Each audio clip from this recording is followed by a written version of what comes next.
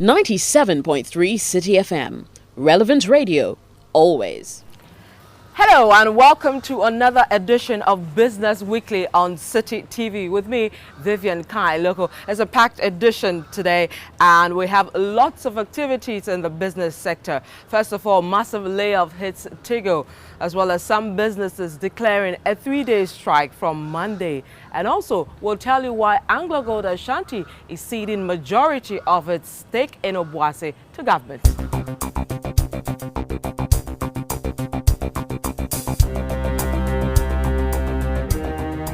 And in the very first story, scores of workers from Tigo, Ghana have been sent home by the telecom operator in what has been termed as a major restructuring exercise.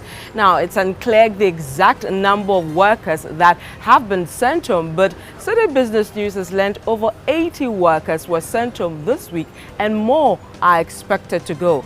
Now, the restructuring exercise is reported to have affected the telecom operators' PR, HR, commercial, marketing, call center units, among others. Now, this is not the first time Tigo Ghana is embarking on such an exercise. Now, in 2014, that was mid-2014, the number of workers were also sent home in what the operator termed as a way to make it more competitive. Now, the restructuring exercise is not only affecting Tigo Ghana. Our investigations has shown that in Rwanda, for example, 70 of the company's workers were sent home late last year, that's December 2015, over the same reason. We'll keep you updated on that developing story. And to some other stories where business operators, majority of them, have declared a 3-day strike starting on the 29th of February 2016. Now, associations including GUTA, the Importers and Exporters Association, the Food and Beverage Association, as well as the Freight Forwarders Association, belong to the business association who are declaring this strike.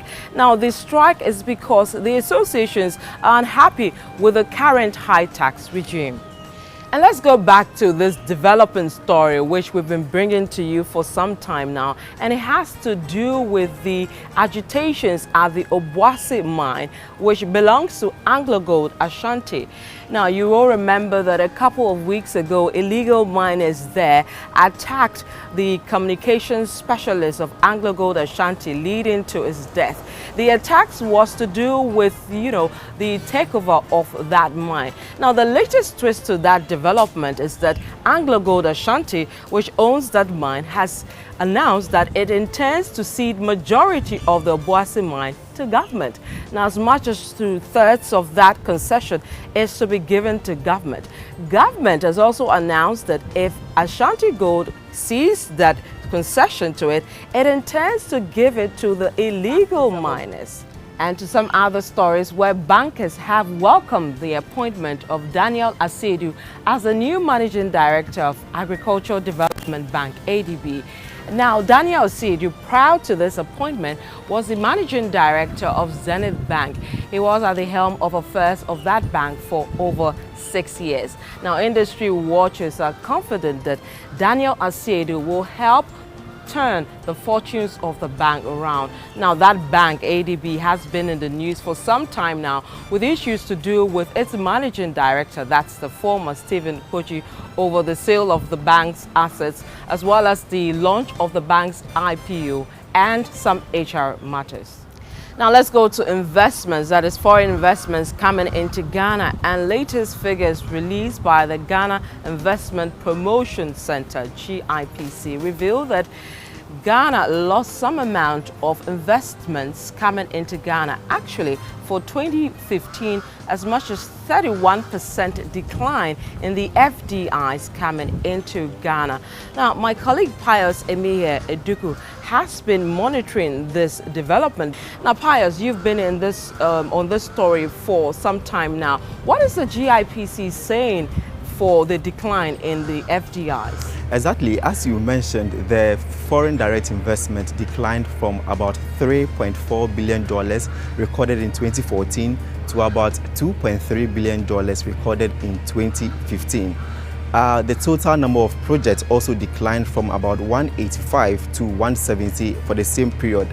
The reason that the Director of Investment Services at the GIPC, Edward Ashon-Latte, gave was that in 2014, because of the severe power situation, there was an investment of about $1.1 billion, which was to produce a photovoltaic solar power plant in the northern region. So according to him, if you deduct that huge investment of about $1.1 billion from the figure of 3.4, you are going to get around the same figure as we recorded in 2015.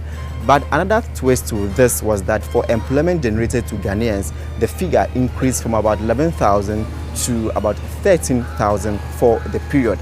And the reason that he gave was that for areas like the construction industry, areas like the mining industry, as well as manufacturing, as well as the real estate sector, they demand both skilled and unskilled labor. So that is accounting for the increased number of employment to Ghanaians. So basically, these are the reasons that the GIPC gave for the decrease. Okay. Thank you very much, my colleague Pius Emiye Eduko. He's a man on that story. And finally, let's go to the agric sector and the cocoa industry, where the regulator of the cocoa industry, that is Ghana COCOBOD, has rejected claims that it has resorted to importing cocoa from neighboring Ivory Coast. Now, Finance Minister Seth Terkper early this week told parliamentarians that Ghana imported as much as 15,000 tons of cocoa from Ivory Coast to make up for some shortfall. Now, my colleague Northern Aqua Hayford has been monitoring the situation. Now, COCOBOD claims that it hasn't imported that amount of cocoa into Ghana. Is that really the case? Yes, what COCOBOD is telling us is that with their annual production limit of over 840,000 metric tons, that is what they have done all the time. But there are some processing companies that are in this country that by their management decision, what they do is to blend smaller cocoa beans with the normal size that we produce in this country, which is fairly larger than these smaller ones. What they have said is that they gave permission to one company called Barry Calipo to import that 15,500 metric tons to blend with what they have. The installed capacity of this particular company, we are told, is just about 40,000 metric tons. So if COCOBOD is producing annually over 840,000, definitely they have been able to supply them all that they need. But these companies need what they get from Ivory Coast, which comes at a cheaper cost or discounted in terms of the pricing, to blend what they buy from Ghana to make sure that they use in the kind of finished products that they want to produce. All right, thank you very much, Northern Aqua Hayford. And we will be bringing you developments to this story.